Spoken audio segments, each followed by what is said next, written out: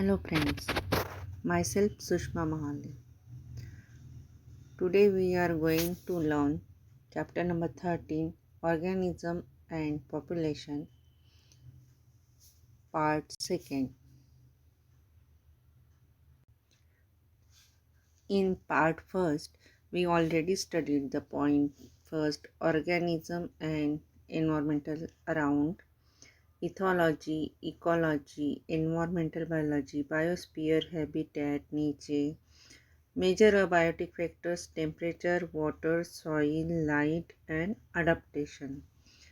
हे सगळं आपण पार्ट फर्स्टमध्ये पाहिलं आहे. आता आपण पार्ट सेकंड चालू करूया, population.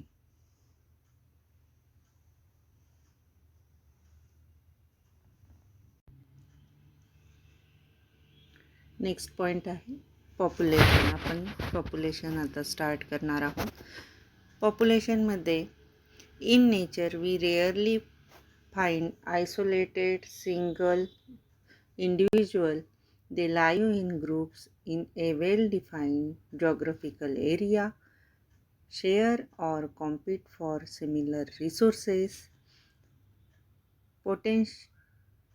potentially inbreed and thus form from नाही आहे ते तर फॉर्म ए पॉप्युलेशन, ज्यामुळे पॉप्युलेशन फॉर्म होत असते. आपण जनरली नेचरमध्ये पाहिलेलंच आहे की ऑर्गॅनिझम किंवा जे जीवजंतू आहेत ते कधीच आपल्याला सिंग्युलर किंवा आयसोलेटेड असे दिसत नाही, तर ते जनरली ग्रुपमध्येच राहताना आपल्याला दिसतात. आणि ते ग्रुपमध्ये ज्यावेळी राहतात तेव्हा त्यांचं जे हॅबिटेट असतं, त्यांचं राहण्याचं जे ठिकाण असतं ते त्यासाठी असं जॉग्रफिकल एरिया बघतात जिथं त्यांना सगळ्या प्रकारचं फूड शेल्टरसाठी अवेलेबल असलेले जे काही रिसोर्सेस आहेत ते सगळ्या प्रकारे त्यांना मिळतील, अशाच जॉग्रफिकल एरियामध्ये ते ग्रुप करून राहत असतात. आणि मग ते ग्रुप करून राहत असल्यामुळे त्यांना ज्यावेळी फूड किंवा शेल्टरसाठी काही नीड्स असतात त्यावेळी त्यांच्यामध्ये एकतर कॉम्पिटिशन होते, त्यांनी त्या गरजा पूर्ण करण्यासाठी ते कॉम्पिटिशन करतात किंवा शेअर करत असतात. आणि त्याचबरोबर त्यांच्यामध्ये इंटरब्रीडिंगही होते. आणि इंटरब्रीडिंग झाल्यामुळे त्यांचं जे रिप्रोडक्शन होत जाते त्यामुळे पॉप्युलेशन फॉर्म होते. म्हणजेच काय, त्यांची number of population is increase, population तिथे वाढते. Basic physical characteristics of population are size and density. बघा, बेसिक फिजिकल कॅरेक्टरिस्टिक्स काय असतात तर पॉप्युलेशनच्या बेसिक फिजिकल कॅरेक्टरिस्टिक्स असतात साईज आणि डेन्सिटी. म्हणजे ते किती प्रमाणात तिथं पॉप्युलेशन वाढलेलं आहे, त्याची साईज काय आहे, याप्रमाणे तिथलं पॉप्युलेशनची कॅरेक्टरिस्टिक्स ठरवले जातात. Other characteristics includes नॅटॅलिटी, mortality, immigration, emigration. बघा, IMMI यावरून जे स्टार्ट होतं आहे ते आहे इमिग्रेशन. आणि EMI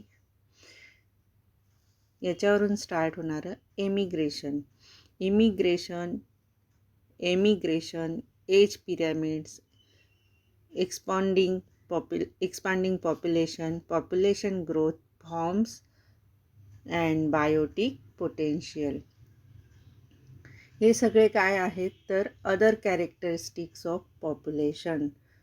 जसं basic characteristics of population size and density आहे, त्याचप्रमाणे अजून त्याचे अदर कॅरेक्टरिस्टिक्स आहेत, ते म्हणजे natality, mortality, immigration, emigration, age pyramids, expanding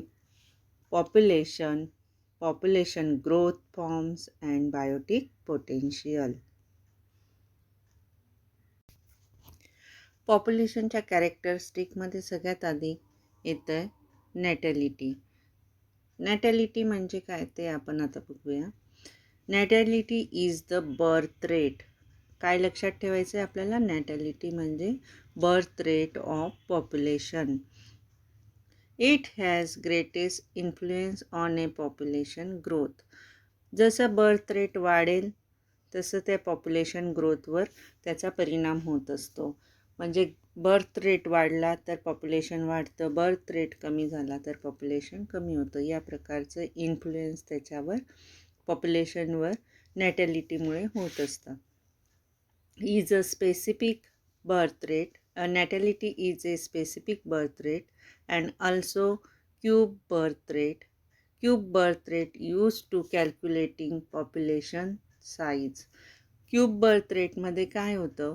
घनसंख्या म्हणजेच काय, त्यामध्ये कॅल्क्युलेट करून त्या बर्थ रेटमुळे ते पॉप्युलेशन किती प्रमाणात वाढलेलं आहे ही आपल्याला एक्झॅक्ट कॅल्क्युलेट करून त्या पॉप्युलेशनची संख्या आपल्याला सांगता येते.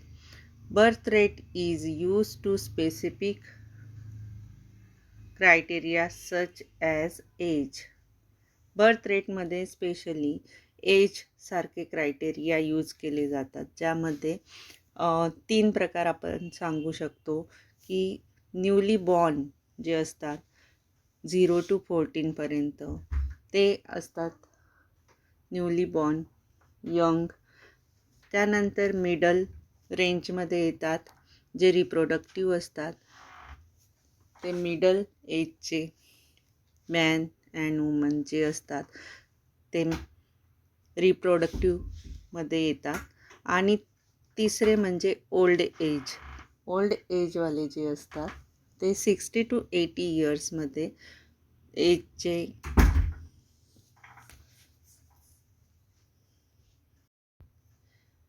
जसं आपण नॅटॅलिटी आता पाहिलं त्याप्रमाणे मॉर्टॅलिटी म्हणजे नेमकं काय हे आपण आता बघणार. मॉर्टॅलिटी म्हणजे काय, तर mortality is a death rate of population. बघा, नॅटॅलिटी म्हणजे हा बर्थ रेट होता आणि मॉर्टॅलिटी म्हणजे डेथ रेट, मृत्यूसंख्या. किंवा जिथं बर्थ झालेला तिथं नेटॅलिटी लक्षात ठेवायचं आणि डेथच्या इथं मॉर्टॅलिटी. म्हणजे birth rate is natality and death rate is mortality. Is a measure of the number of deaths in a particular population. एखाद्या विशिष्ट पॉप्युलेशनमध्ये किती प्रमाणात डेथ झालेली आहे त्यावरून तिथलं पॉप्युलेशन आता किती डिक्रीज झालेलं आहे हे ठरत असतं. ज्याप्रमाणे नॅटॅलिटीचेही 2 पार्ट होत असतात.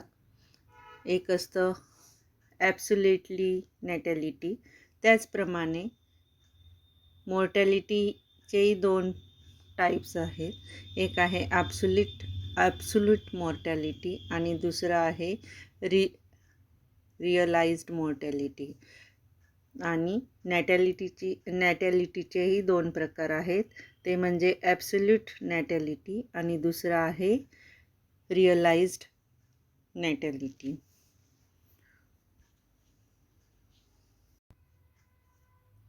नॅटॅलिटीचे 2 टाईप्स असतात, absolute natality and realized natality. Absolute नॅटॅलिटीमध्ये काय होतं, तर the number of births under ideal condition. Ideal condition म्हणजे काय, तर ज्या एरियात ते राहत असतात तो एरिया एकदम फेवरेबल असतो, जिथं सगळे जे त्यांचे रिसोर्स असतात ते त्यांना इझिली मिळत असतात.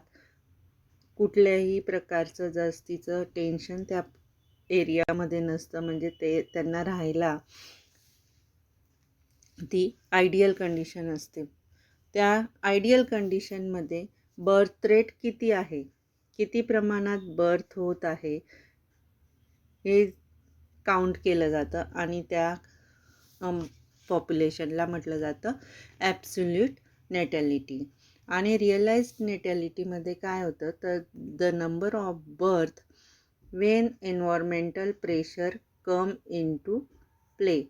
एन्व्हायरमेंटल प्रेशर येतो म्हणजेच काय, तर त्या ठिकाणचं जे एन्व्हायरमेंट असतं ते फेवरेबल कंडिशन नसते. तिथं काहीतरी स्ट्रेस येत असतो. म्हणजे एकतर जास्त प्रमाणात विंटर असेल किंवा समर असेल किंवा काहीतरी फ्लड वगैरे यासारखे नॅचरल एफेक्ट होत असतात. त्यामुळे काय होतं की त्या ठिकाणचं जे बर्थ रेट असतो तो एखाद वेळेस कमी होत असतो. तर तो जो बर्थ रेट असतो त्याला रिअलाइज्ड नॅटॅलिटी असे म्हणतात. म्हणजेच काय, the number of birth rate when environmental pressure come in to play. Environmental pressure ज्या ठिकाणी येत असतं त्या बर्थ रेटला रिअलाइज्ड बर्थ रेट असे म्हटले जातं, रिअलाइज्ड नॅटॅलिटी असे म्हटलं जातं. त्याचप्रमाणे ॲब्सोल्यूट मॉर्टॅलिटीमध्ये सुद्धा डेथ रेट, आता इथं आपण बर्थ रेट बघितला तर इथं ॲब्सोल्यूट डेथ रेट बघायचं आहे. The number of details under ideal condition. बघा इथं सुद्धा आयडियल कंडिशनमध्ये जे काही नंबर ऑफ डेथ होत असतात of resources such as food and water. म्हणजेच काय, आयडियल कंडिशन आहे, फेवरेबल कंडिशन आहे, तरीसुद्धा फूड आणि वॉटरची अवेलेबिलिटी असतानासुद्धा तिथं जे डेथ होत असतात त्याला ॲब्सोल्यूट मॉर्टॅलिटी असे म्हटले जाते. आणि रिअलाइज्ड मॉर्टॅलिटीमध्ये the number of deaths when environmental pressure come in to play. म्हणजेच काय, एन्व्हायरमेंटल प्रेशर येतं म्हणजे स्ट्रेस येतो, ते एन्व्हायरमेंट फेवरेबल एन्व्हायरमेंट नसतं. अशा वेळी फूड आणि वॉटरसाठी प्रॉब्लेम क्रिएट होतात आणि मग त्यात जी डेथ होते, पॉप्युलेशनमध्ये जे डेथ रेट असतात त्याला म्हटलं जातं रिअलाइज्ड मॉर्टॅलिटी. पुढचा पॉईंट आहे age distribution. Age distribution and age pyramid. Distribution म्हणजे काय, तर वाटणी करणे किंवा डिस्ट्रीब्यूट करणे, वाटणे.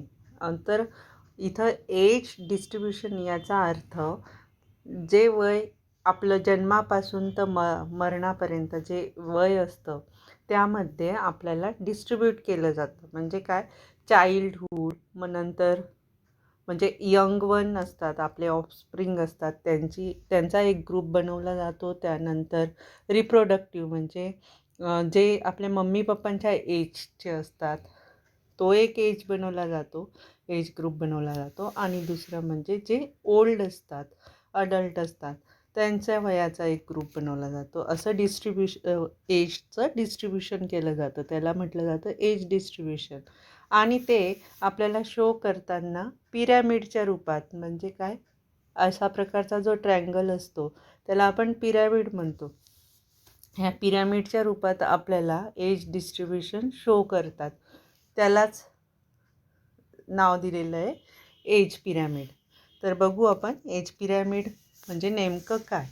अ population is composed of individual of different ages. If the age distribution percent individual of a given age or a age group. म्हणजे काय, तर एज दिलेलं जे एज असेल किंवा एज ग्रुप असेल ते पर्सेंटमध्ये आपल्याला दिलेलं असतं. Is plotted for the population. म्हणजे जे पॉप्युलेशन आहे एका ठिकाणी, समजून घ्या हे एक ग्रुप ऑफ स्पेसीज आहे, त्याला आपण पॉप्युलेशन म्हटलं. त्या ठिकाणी एखाद्या स्पेसीजचं जे यंगवन असतील त्यांची संख्या, त्यानंतर ते यंगवन रिप्रोडक्शन करणारे वयाचे जे काही स्पेसीज असतील त्यांची संख्या, त्याचप्रमाणे त्यांच्याहून जे मोठे असतील, अडल्ट असतील त्यांची संख्या, हे सगळं मिळून काय तयार होणार आहे, तर एक एज ग्रुप वेगवेगळ्या प्रकारे आपल्याला शो करण्यात येणार आहे. हे पॉप्युलेशन जे आहे हे सगळं पॉप्युलेशन पर्सेंटमध्ये डिवाईड होऊन त्याचं डिस्ट्रीब्युशन करून आपल्याला पिरॅमिडच्या रूपात प्लॉटिंग करून, म्हणजे काय, पिरॅमिडच्या रूपात आपल्याला ते शो करून दाखवणार की इतक्या पर्सेंटमध्ये चाइल्ड आहेत, इतक्या पर्सेंटमध्ये यंग मिडल एजचे आहेत आणि इतक्या पर्सेंटमध्ये ओल्डर आहेत. या प्रकारचं जे डिस्ट्रीब्युशन केलं जातं त्याला एज पिरॅमिड असे म्हणतात. आणि ते डिस्ट्रीब्युशन प्लॉटेडच्या रूपात, म्हणजे काय, आपल्याला एका स्ट्रक्चरमध्ये ते प्लॉट करून दाखवतात, म्हणजे शो करतात. त्याला म्हणतात एज पिरॅमिड. एज पिरॅमिडची डेफिनेशन नीट बघा. A population is composed of individuals of different ages. If the age distribution in percent individual of a given age or age group is plotted for the population. The resulting structure is called as age pyramid. The entire population is divided into 3 age group. बघा, 3 age ग्रुपमध्ये पूर्ण population divide केलं जातं. पहिला group असतो pre reproductive age group जे असतं त्यामध्ये एज हे 0 to 14 इयर्स असतं. प्री रिप्रोडक्टिव्हमध्ये 0 to 14 इयर्स ओल्ड त्यामध्ये ऑफस्प्रिंग असतात. त्यानंतरचा सेकंड ग्रुप आहे रिप्रोडक्टिव्ह, ज्यामध्ये एज असतं 15 to 44 इयर्स. त्यामधलं जे काही स्पेसिसचं एज असतं इंडिव्हिज्युअल्सचं ते म्हणजे 15 to 44 इयर्स ओल्ड जे असतात ते रिप्रोडक्टिव्ह ग्रुपमध्ये येतात. अँड पोस्ट रिप्रोडक्टिव्ह ग्रुपमध्ये 45 to 88 इयर्सपर्यंत 85 इयर्सपर्यंत जे काही ओल्ड असतात ते पोस्ट रिप्रोडक्टिव्हमध्ये येतात. म्हणजेच बघा, पहिले हा मिडलला रिप्रोडक्टिव्ह ग्रुप असतो, हा मिडलला रिप्रोडक्टिव्ह ग्रुप. त्याच्या आधीचा प्री म्हणजे काय, आधीचा, म्हणजे रिप्रोडक्टिव्हच्या आधीचा जो ग्रुप आहे तो प्री रिप्रोडक्टिव्ह ग्रुप. आणि त्याच्या नंतरचा जो ग्रुप आहे तो पोस्ट रिप्रोडक्टिव्ह ग्रुप.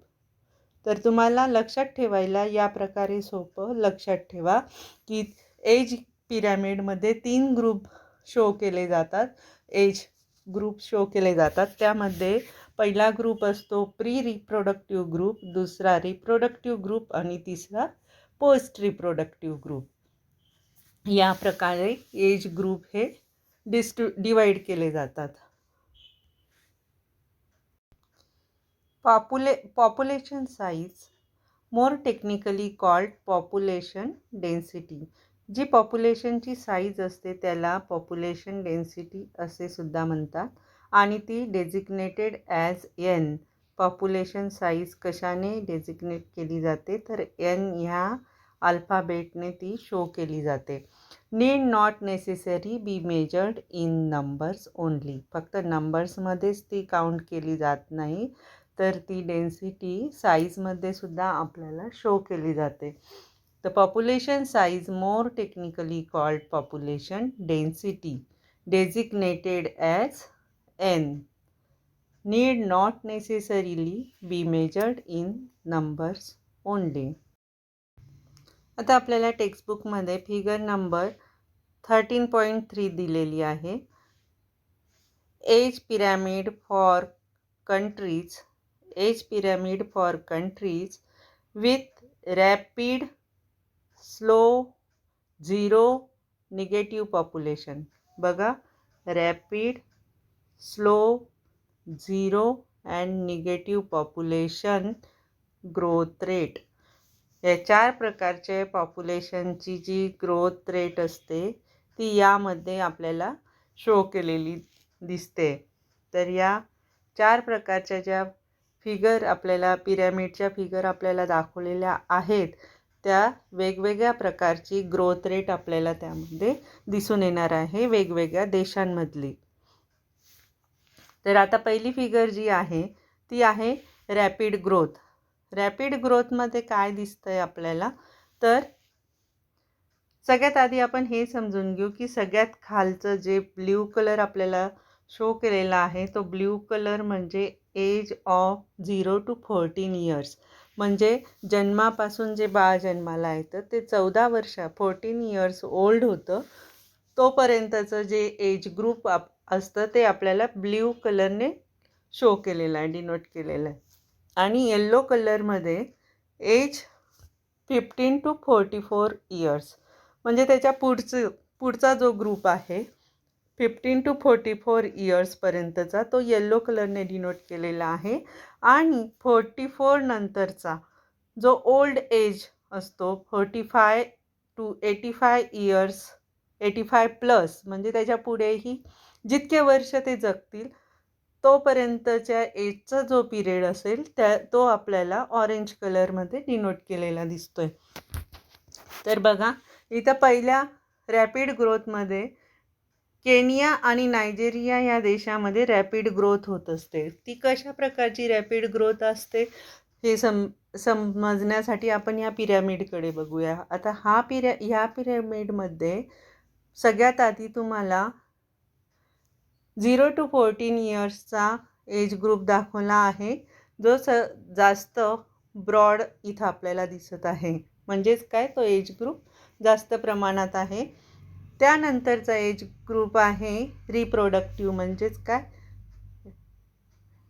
15 to 44 इयर्सचा जो एज ग्रुप येतो ज्यामध्ये रिप्रोडक्शन प्रोसेस होऊ शकते असा एज ग्रुपही या एज ग्रुपच्या बरोबरच आपल्याला दिसतोय. आणि जो ओल्ड एज ग्रुप आहे तो या दोन्ही एज ग्रुपपेक्षा कमी प्रमाणात तो दिसत आहे. याचा अर्थ काय, तर जी न्यू ग्रोथ होते ती फास्ट होते. म्हणजे तिथं जी नवीन ऑफस्प्रिंग जे जन्माला येत आहे, न्यू जनरेशन जे जन्माला येत आहे ते फास्ट जन्माला येत आहे. त्यामुळे तिथली ग्रोथ ही रॅपिड ग्रोथ आहे.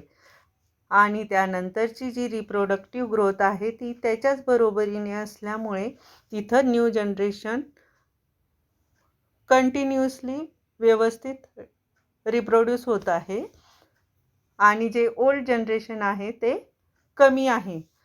त्यामुळे केनिया आणि नायजेरिया या देशामध्ये आपल्याला रॅपिड ग्रोथ दिसून येते.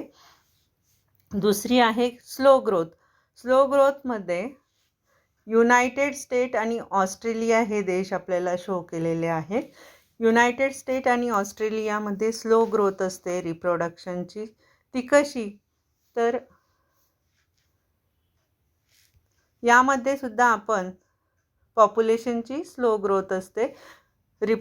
माझ्याकडून बोललं गेलं रिप्रोडक्शनची. रिप्रोडक्शन म्हणजे काय, तर रिप्रोडक्शन हे नवीन जनरेशन येत असतं आणि पॉप्युलेशन म्हणजे काय, तिथलं पॉप्युलेशन वाढतं किंवा कमी होत असतं. तर इथं पॉप्युलेशनची स्लो ग्रोथ दाखवलेली आहे. याचा अर्थ काय, तर तिथलं पॉप्युलेशन हे हळूहळू वाढत असतं. जसं पहिल्या पॉप्युलेशनमध्ये रॅपिड ग्रोथ होती जिथं पॉप्युलेशन नवीन स्पेसिस जन्माला येत होती त्यामुळे तिथलं पॉप्युलेशन वाढत होतं. आणि इथल्या पॉप्युलेशनमध्ये नवीन स्पेसिस जी आहे जन्माला येणारी ती आणि तिची जी साईज आपल्याला दाखवलेली आहे ती साईज आणि जी रिप्रोडक्टिव्ह ग्रोथची साईज ग्रुपची साईज आहे ती साईज जर कम्पेअर केली तर रिप्रोडक्टिव्ह ग्रोथची साईज म्हणजे एज 15 to 44 इयर्सची ग्रुपच्या साईज ही कम्पॅरिटिव्हली यंग वनच्या साईजने मोठी आहे, म्हणजे जास्त आहे. म्हणजे तिथं रिप्रोडक्शन होतं आहे पण जे न्यू जनरेशन रिप्रोडक्ट होतं आहे आणि ते वाढतं आहे, जे पॉप्युलेशन तिथं तयार होतं आहे ते स्लो होतं आहे. याच्यापेक्षा ते निश्चितच कमी आहे. आणि ओल्ड एज ग्रुप हा न्यू बॉर्न होणाऱ्या ग्रुपपेक्षा जास्त प्रमाणात आहे, मोठा आहे. म्हणूनच काय आहे, तर तिथं पॉप्युलेशन वाढतंय, पण ते कसं वाढतंय, स्लोली वाढतंय. ते कुठल्या देशांमध्ये होतंय, तर युनायटेड स्टेट आणि ऑस्ट्रेलिया. पुढचा ग्रुप आहे झिरो ग्रोथ. झिरो ग्रोथ म्हणजे काय, तर ज्या पॉप्युलेशनमध्ये आपल्याला जे न्यू बॉर्न स्पेसिस दिसत आहेत ब्ल्यू कलरमधले, त्याचे साईज ही इतर दोन जे काही ग्रुप एज आहेत त्यांच्यापेक्षा कमी आहे. याचाच अर्थ काय, रिप्रोडक्टिव्ह ग्रुप हा ओल्ड एज ग्रुप आणि रिप्रोडक्टिव्ह ग्रुप जो आहे तो कम्पॅरेटिव्हली जास्त आहे, आणि त्यामुळे जे हे न्यू जनरेशन फॉर्म होऊन डेव्हलपमेंट होणार असते आणि त्याच्याने पॉप्युलेशन वाढणार असतं, ते तिथं होताना दिसत नाही आहे. याचा अर्थ काय, तर तिथं पॉप्युलेशनची झिरो ग्रोथ आपल्याला दिसते. डेन्मार्क आणि इटलीमध्ये पॉप्युलेशनची ग्रोथ झिरो आहे.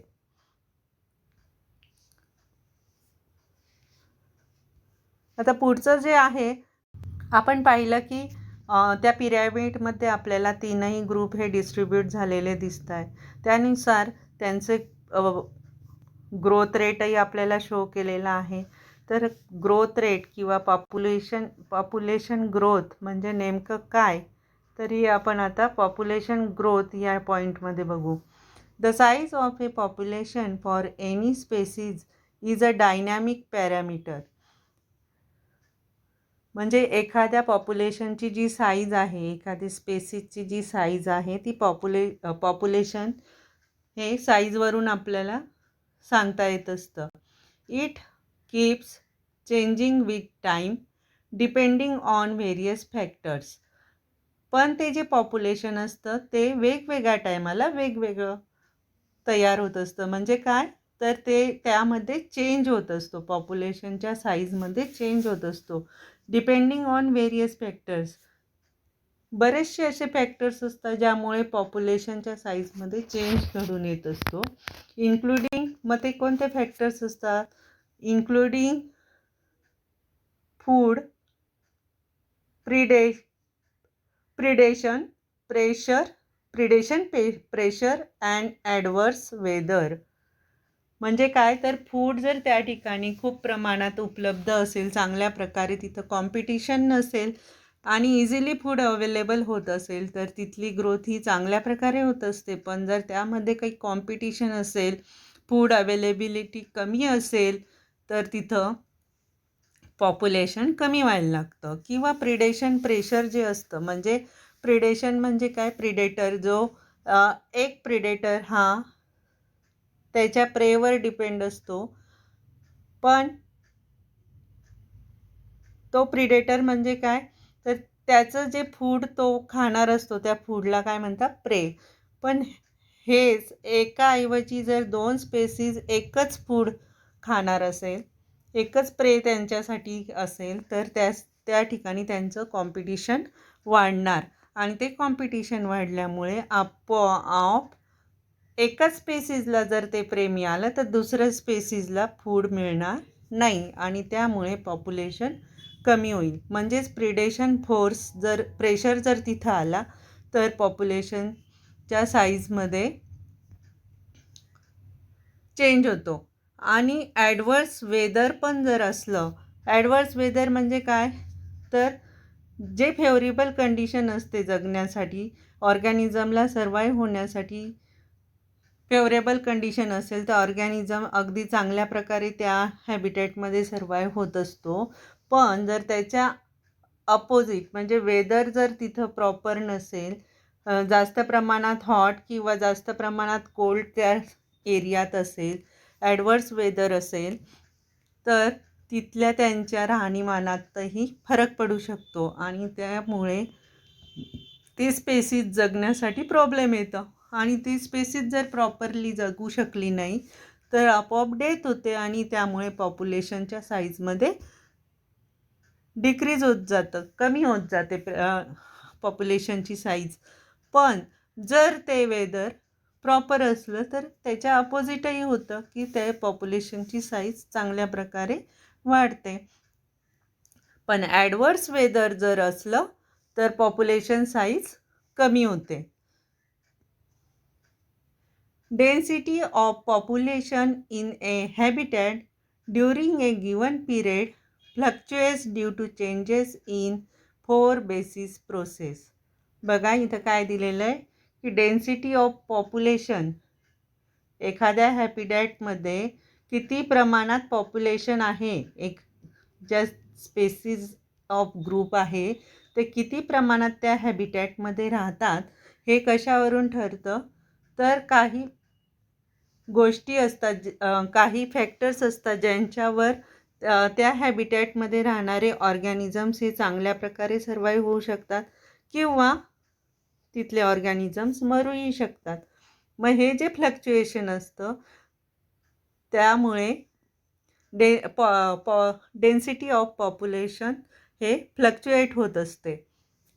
आणि ते कोणत्या 4 प्रोसेसमुळे फ्लक्च्युएट होत असते, तर new birth,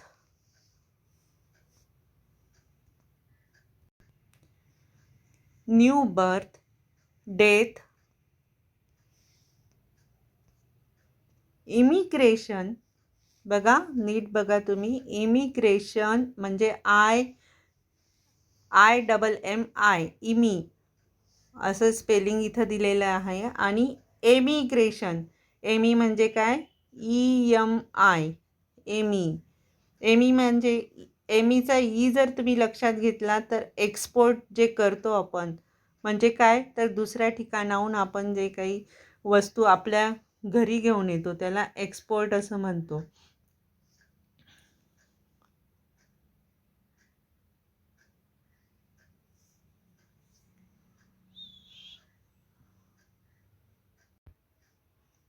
Density of population is fluctuate due to changes in 4 basis process are new birth,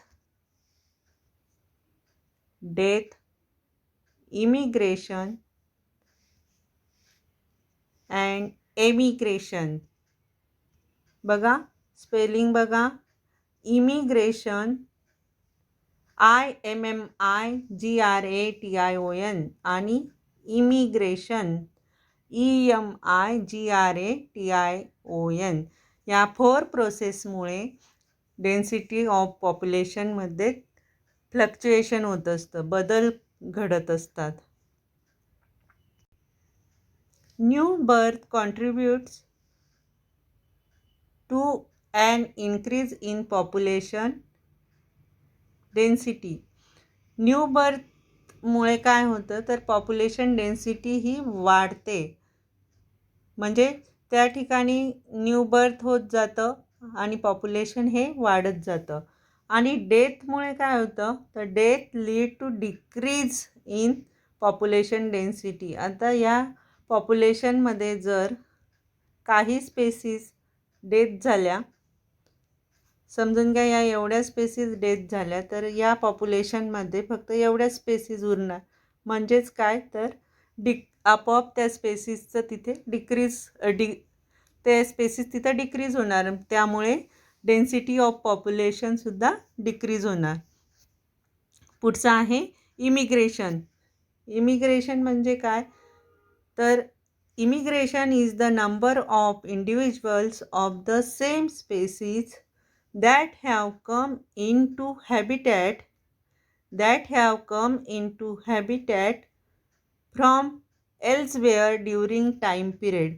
आता आपण ह्या हॅबिटॅटमध्ये राहत आहोत आणि दुसऱ्या हॅबिटॅटमध्ये त्यावेळी फेवरेबल कंडिशन नाही आहे, पण आपल्या हॅबिटॅटमध्ये फेवरेबल कंडिशन आहे. त्यावेळी काही स्पेसीज या मायग्रेशन करून आपल्या हॅबिटॅटमध्ये राहायला येतात.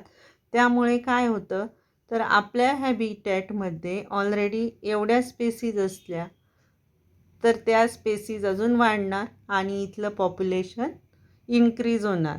आणि ते पॉप्युलेशन इन्क्रीज होतं त्याला इमिग्रेशन असे म्हणतो. म्हणजेच काय, बाहेरून येणाऱ्या ज्या नवीन स्पेसीज त्या पॉप्युलेशनमध्ये ॲड होतात.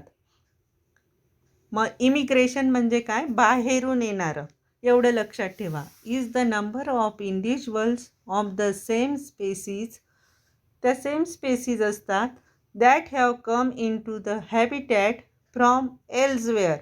एल्सवेअर म्हणजे दुसरीकडून त्या येतात. ड्युरिंग टाईम पिरियड, काही काळासाठीच त्या येतात आपल्या स्पेसीस, त्यांचं हॅबिटॅट सोडून दुसऱ्या स्पेसीसच्या हॅबिटॅटमध्ये राहिला, त्यामुळे त्यांचं पॉप्युलेशन वाढतं त्या हॅबिटॅटचं आणि डेन्सिटी इन्क्रीज होते. Population of density increase in immigration. पुढचा पॉईंट आहे ग्रोथ मॉडेल. ग्रोथ मॉडेलमध्ये 2 टाईप्स होतात. एक एक्सपोनेन्शियल ग्रोथ आहे आणि दुसरा आहे लॉजिस्टिक ग्रोथ. त्यापैकी आपण एक्सपोनेन्शियल ग्रोथ आता बघणार आहोत.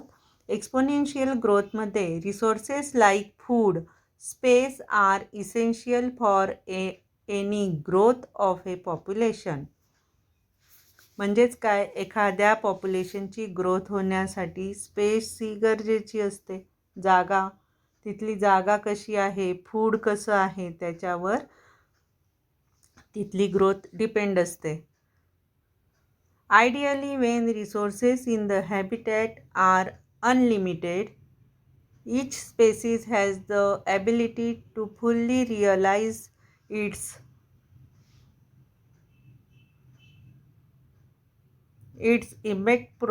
potential to grow in numbers. म्हणजेच काय, तर ज्यावेळी तिथल्या हॅबिटॅटमध्ये रिसोर्सेस हे अनलिमिटेड असतात, म्हणजे तिथं काहीही कमतरता नसते, सगळ्या प्रकारचे रिसोर्सेस तिथं उपलब्ध असतात, त्यावेळी तिथली स्पेसीज ही स्वतः ग्रो व्हायला वेळ लागत नाही. त्यामुळे काय होतं, जनरेशन वाढत जातं. तिथलं रिप्रोडक्शन वाढल्यामुळे तिथल्या स्पेसीजची संख्या वाढते आणि आपोआपच डेन्सिटी ऑफ पॉप्युलेशन इन्क्रीज होतं.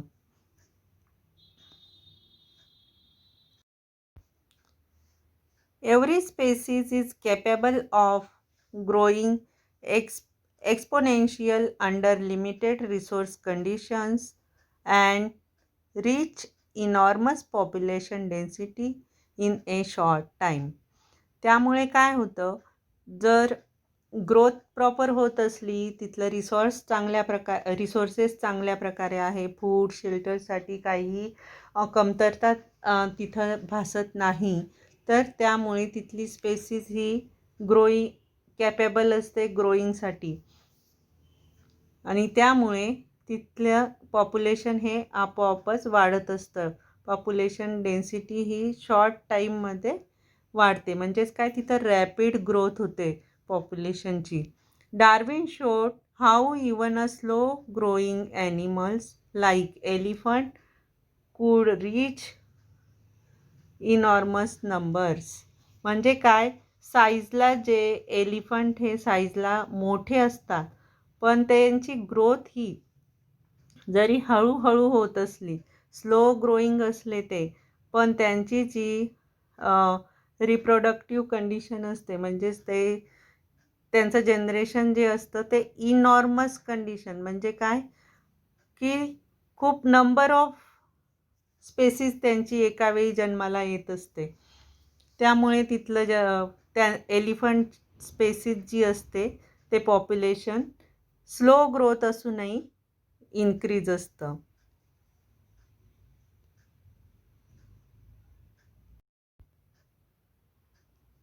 एलिफंटची ग्रोथ ही कशा प्रकारे इन्क्रीज असते हे आपल्याला आता ह्या ग्राफद्वारे सुद्धा समजू शकतं. डार्विन यांनी ते आपल्याला सिद्ध करून दाखवलं आहे की एक्सपोनेन्शियल ग्रोथ कर्व हे पॉप्युलेशन कसं इन्क्रीज करत असतं. तर या बाजूला पॉप्युलेशन रेट आपल्याला दिलेला आहे आणि त्यालाच त्यालाच परपेंडिक्युलर आपल्याला टाईम दाखवलेला आहे. याचा अर्थ काय, इतक्या टाईममध्ये पॉप्युलेशन रेट कसा वाढत जातो हे आपल्याला त्यामध्ये शो करतात. तर ज्यावेळी पहिल्यांदा ग्रोथ होत असते त्यावेळी ती या प्रकारे कर्वेचर स्लो ग्रोथ होते. पण ती जेव्हा ग्रोथ होते तर ती अगदी जास्त प्रमाणात, म्हणजे ग्रोथ ही स्लो होते पण त्यांची डेन्सिटी ही जास्त असते, म्हणजे पॉप्युलेशन डेन्सिटी ही जास्त प्रमाणात असते. हे या ग्राफद्वारे आपल्याला दाखवलेलं आहे.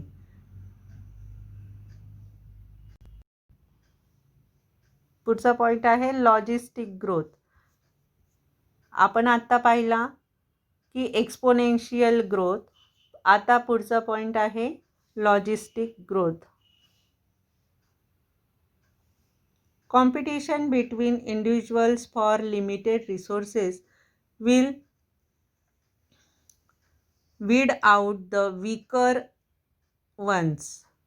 म्हणजेच काय, जर एखाद्या पॉप्युलेशनमध्ये रिसोर्सेस हे कमी प्रमाणात असतील, लिमिटेड असतील, समजून घ्या फूड तिथं लिमिटेड असेल, तर ते फूड मिळवण्यासाठी सगळ्या जे ॲनिमल्स किंवा जे इतर स्पेसीज असतील ते प्रयत्न करतील. एका वेळी सगळेजण त्या त्या फूडसाठी प्रयत्न करतील आणि त्यामुळे त्यांची कॉम्पिटिशन वाढेल. आणि त्यांच्यामध्ये जर एखादा वीक असेल तर तो त्याच वेळी तिथून वीड आउट होईल. म्हणजे काय, त्याला फूड मिळणार नाही आणि तो मरेल. ओन्ली द फिटेस्ट, पण जो फिट असेल तोच त्यामध्ये फूड गेन करेल आणि तोच जीवन जगायला समर्थ राहील.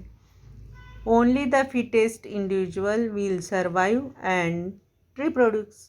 आणि जो सर्वाईव्ह करेल तो रिप्रोडक्शन पण करेल आणि त्याचीच ग्रोथ तिथं चांगल्या प्रकारे होईल आणि त्याचं स्पेसीजचं पॉप्युलेशन वाढेल.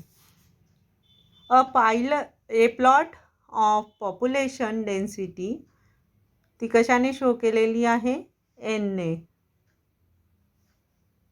रिलेशन ऑफ टाईम शो केला आहे टीने. Result in the sigmoid curve. Sigmoid curve म्हणजे आपण आता जो कर्व पाहिला, या कर्वला काय म्हटलं गेलं आहे, sigmoid curve. This type of population growth is called Verhulst Pearl logistic growth.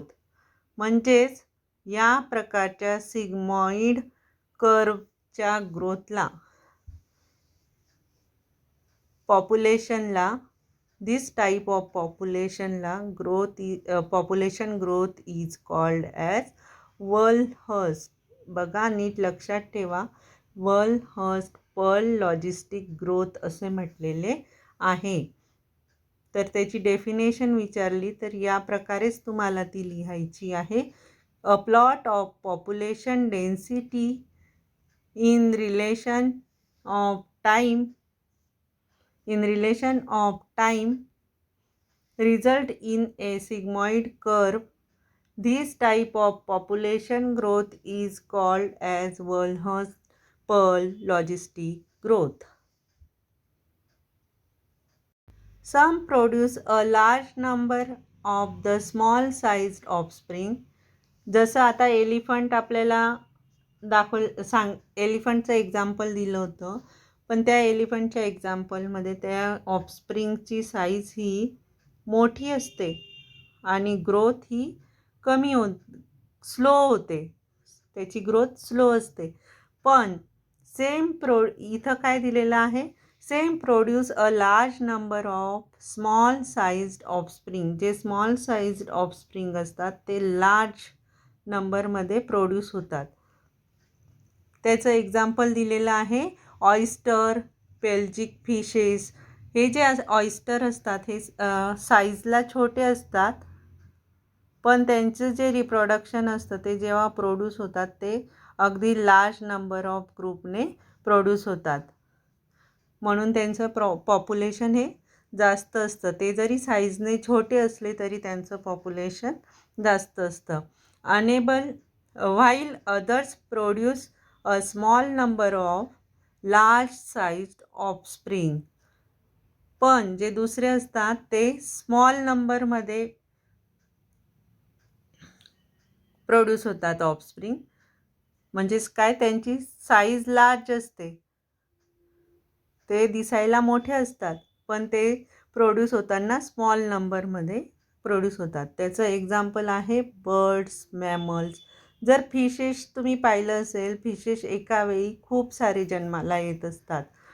ते खूप सारे ग्रुपमध्ये तुम्हाला पॉन्डमध्ये जन्माला आलेले दिसतात, त्यांच्या एग्जमधून बाहेर आलेले दिसतात. पण जर मॅमल्स किंवा बर्ड पाहिले, एखाद्या नेस्टमध्ये जर पाहिलं, तर जितके एग्स तिथं ठेवलेले असतात, तर जास्तीत जास्त 7-8 एग्स, 9-10 एग्ज असू शकतात. पण एवढ्याच कंडिशनमध्ये त्या नेस्टमध्ये ऑफस्प्रिंग जन्माला येतील. किंवा मॅमलचं जर उदाहरण, म्हणजे आपलं जर उदाहरण घेतलं, तर आपण एका वेळी सिंगल किंवा ट्विन्स किंवा जास्तीत जास्त तिळे म्हणतात ट्रिपल, या प्रकारेच ऑफस्प्रिंग जन्माला येऊ शकतात. जास्त प्रमाणात यासारखं ऑफस्प्रिंग जन्माला येत नाही. म्हणून याचं मीनिंग नीट लक्षात घ्या. Some produce a large number of the small sized offspring. Oyster, pelagic fishes हे त्याचं एक्झाम्पल आहे. While others produce a small number of large size offspring. त्याचं एक्झाम्पल आहे बर्ड्स आणि मॅमल्स. आता आपल्याला या ठिकाणी एक ग्राफ दाखवलेला आहे. त्यामध्ये ग्रोथ दाखवलेली आहे ॲनिमलची किंवा एखाद्या स्पेसिसची. Growth, size or weight of the organism. बघा, ती ग्रोथ कशामध्ये आपल्याला पाहता येईल, तर साईजमध्ये पण त्याची ग्रोथ कशी, म्हणजे तो किती साईजने वाढलेला आहे किंवा त्याचं वेट किती वाढलेलं आहे, हे आपण त्याचा संबंध याच्याशी आपण जोडू शकतो. आणि टाईमनुसार, ॲज कम्पेअर टू टाईम, कोणत्या टाईमाला तो कशा प्रकारे त्या ऑर्गॅनिझमची ग्रोथ होत गेली, हे या मॅपमध्ये आपल्याला पाहायला मिळतं आहे. ज्यावेळी तो जन्माला येतो लॉग फेजमध्ये, त्यावेळी त्याच्यानंतर तो लॉग ऑर एक्सपोनेन्शियल फेजमध्ये असतो. म्हणजे काय, त्याची वाढ होत असते, ग्रोथ होत असते या पिरियडमध्ये. आणि त्यानंतर एक अशी वेळ येते ज्यानंतर तो हळूहळू डिमिनिशिंग ग्रोथ फेजला पोचतो, ज्यामध्ये त्याची हळूहळू ग्रोथ कमी होत जाते आणि तो एका विशिष्ट स्टेजला स्टेबल होऊन जातो. म्हणजे त्यानंतर त्याची ग्रोथ होत नाही, ती स्टेशनरी फेज असते. असं या ग्राफमध्ये आपल्याला पाहायला मिळतं आहे. आत्तापर्यंत आपण पार्ट 2मध्ये काही पॉईंट्स कव्हर केले. ते म्हणजे population, sex ratio, age distribution, population growth and growth models. हे 5 पॉईंट आपण पार्ट 2मध्ये कव्हर करण्याचा प्रयत्न केलेला आहे. तर ते प्लीज तुम्ही टेक्स्टबुकमध्येही जरा रेफर करा. त्याचे जे काही पिरॅमिड्स किंवा ग्राफ आपल्याला शो केलेले आहेत, जे मी तुम्हाला इथे समजावून सांगितले आहेत, ते तुम्ही स्वतःही टेक्स्टबुकमध्ये चांगल्या प्रकारे बघा आणि त्याचा अर्थ समजून घ्या. आता या व्हिडिओसोबतच मी पार्ट 1 आणि पार्ट 2मध्ये जे काही पॉईंट्स आपण क्लिअर केलेले आहेत, स्टडी केलेले आहेत, त्याचे नोट्स देणार आहे आणि त्या नोट्स तुम्ही तुमच्या वहीमध्ये लिहा.